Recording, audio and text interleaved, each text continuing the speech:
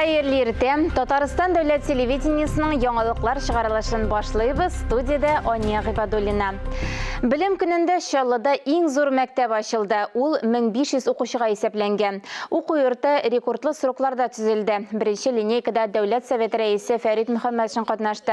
Hazır 1000 oxucu mında matematika, fizika, ədəbiyyat həm til bilimlərini özləşdirə. Zamanşa sport həm aktlar zalları, 2 baseyn, erkin aşxana var. Oxu sınıflarında oңайлы şartlar tудырылған. Şallıda birinci mınдай məktəb tüzülgəş örnek болып тұрырға тиіш. Motor ettirip saqlarga, motor ettirip жайын табып, pedagoglar bilen, оқушылар bilen, hem ota-analar bilen, nindidir özünçəlik bilen mümkünlük табып, şulay ettirip bu məktəbdən yaxşıqna özümüzün Respublika devletimiz bik kütüp turalar, şuşunday bilim alıp, terbiye alıp, çıkan institutlarga kirip, okurga tiyiş balalarımızın. Təbrikliyim. Başqalabızдағы 18-ci liseyda яңа oxu korpusu açıldı. Anda klaslar, sport zalı, aşxana, yol zonalar ornaşqan. Dizayn yasağında oxuşular təqdimləri hesabqa alınğan.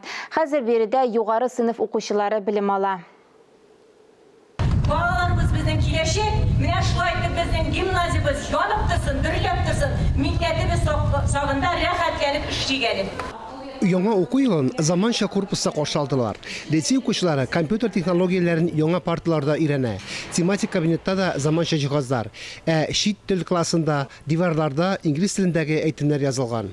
Балаларга бу уку йылында бары тик яхшы билгеләргә генә укып, сөенеп, әти-әниләрен сөендереп яшәүләрен телибез.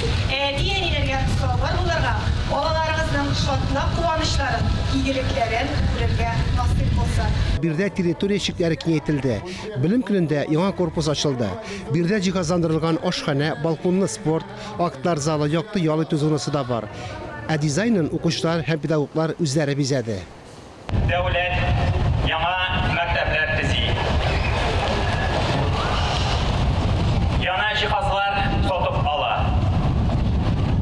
Yuqarı oxu yurtlarında oxutucular əzərləyirlər. Bu zor həm bu parametrik prosesdir. Dilimizni milli məğrifkini saxlab qala ala.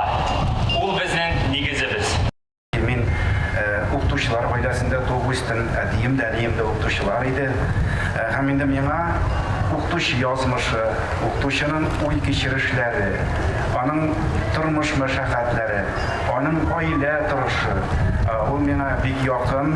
Һәм шуңа күрә мин оқытушыларның күңел халәтен кемнәргәдер караганда бәлки яхшырак таңлыйм кебек. Һәм инде шул вакытта менә әйтәсем килә, оқытучы булу искиткеч зур җаваплы язмыш җәмгыять алдында, халык алдында. Хәзер галәмдә урта мәктәп укучылары өчен яңа мөмкинлекләр. Төп бинада башлангыч сыйныфлар укый. Аны 1 сентябрьгә төзекләндерделәр. Фарис Мөхәммәтов, Елизавета Жукова, Ленар Хәбибуллин, Татарстан яңалыклары. Яңартылган мәгариф стандартлары негізінде быелгы уку йылы укучылар өчен бер кадәр үзенчәлекле була. Мәгариф һәм фән министрлыгы берничә үзгәреш кертте. Мәгариф учреждениеләрендә атна сайын Россия һәм Татарстан элемнәрен күтәрү, гимннарны яңгырату булачак. Өстәмә сыйныф дәресләре үткәрелә, башка яңалыклар да бар. Патриотлык, ватанга мәхәббәт темасына сыйныф сәгате, кино дәресләре һәм яңа фәннәр. 1 сентябрьдән үз көченә кергән үзгәрешләрнең кайберләре генә. Хәзер мәктәпләрдә һәр уку атнасы әлемнәр күтәрүдән, гимннар башкарудан башлана. Икенче чит тел урынына балаларга акча һәм мәҗбүри финанс белеме дәресләрендә ничек идарә итү турында сөйлиләр. Беренче, икенче һәм өченче группа инвалидлар икенче югары белемне бушлай ала. Быелгысы уку йылында безнең 1 һәм 5 сыйныфларда яңартылган мәгариф стандартларына күчү була. Белгәнегезчә, бу безнең узган уку йылында кабул ителгән иде инде. Без 50 мәктәптә бу стандартлар буенча эшне алып бардык. Хәзерге вакытта кадрлар әзерләнгән, укытучылар үзләренең квалификацияларын күтәрделәр. Безнең бу дистанцион формада укуда булды, булай килеп тә уку булды. Моның әллә нинди куркынычлыгы юк, чөнки иң мөһиме без бу яңартылган стандартларда тәрбиягә игътибарны бирергә тиешбез. Уку темасы укучыларга һәм студентларга гына түгел, машина ертү таныклыгын алырга теләүчеләргә дә кагыла. Практикага вакыт күбрәк була. Практик күнегүләр мәйданнары арттырыла. Икенче категориядәге таныклыкны гадиләштерелгән схема буенча алырга мөмкин булачак. Законнардагы үзгәрешләр социаль темаларга да кагылды. Түләүләр алу өчен гариза бирергә кирәк түгел. Алар автомат рәвештә килә. Яңалыклар арасында дәүләт хезмәтләре порталы аша эшкә урнашу мөмкинлеге дә бар. Эш бирүче һәм яңа хезмәткәр цифрлы имзалар ала. Алар ярдәмендә бары кирәкле документларны рәсмиләштерергә мөмкин. Фарис Мөхәммәтов, Ангелина Морозова, Татарстан яңалыклары. Башка темалар турында. Безнең телерадиокомпания Русфонд хәйрия җәмгыяте белән берлектә авыру балаларга ярдәм итү буенча уртак проектны дәвам итә. Бүген ишетмәүче 9 яшьлек Настя Бердникованың авыру тарихы. Аның гаиләсе безгә 1 елга җитәрлек даруга акча җыюда ярдәм сорап мөрәҗәгать итте. Первый класс мы пошли радостные, все было нормально, но прошел месяц, второй, и потом уже, конечно, учителя начали мне говорить, что Настя меня не слышит. Настя Бердникова бик акыллы һәм кызыксынучан кыз. Белемгә һәр вакыт тартыла. 1 сентябрьне түземсезлек белән көткән. Баланың шөгыльләре күп төрле, рәсемнәр ясарга, бассейнда йөзәргә ярата. Ләкин ишетмәве аңа проблемалар тудыра. Она умненькая, Настя все понимает. Настя барысын аңлый, ләкин укытучыны төгәл ишетми. Бу уку процессын бик акрынайта. Укуда артка кала. Шулай да ул 1 сыйныфны уңышлы гына тәмамлады. Настя игезәкләр соңары. Алар билгеләнгән вакыттан алдарак 26 атналык чагында ук туган. 2 сабыйга да церебраль паралич диагнозы куелган. Настяның ишетү белән дә проблемасы бар. Гадәти ишетү аппараты аңа туры килми, чөнки алар кызга кирәкле тавыш кишлыгын тәэмин итә алмый.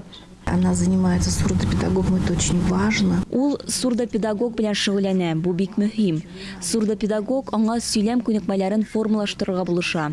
Әмма киләчәктә эшлисе эшләр күп әле, ә без тәкъдим иткән ишетү аппараты заманча ул кызга ишетергә мөмкинлек бирә.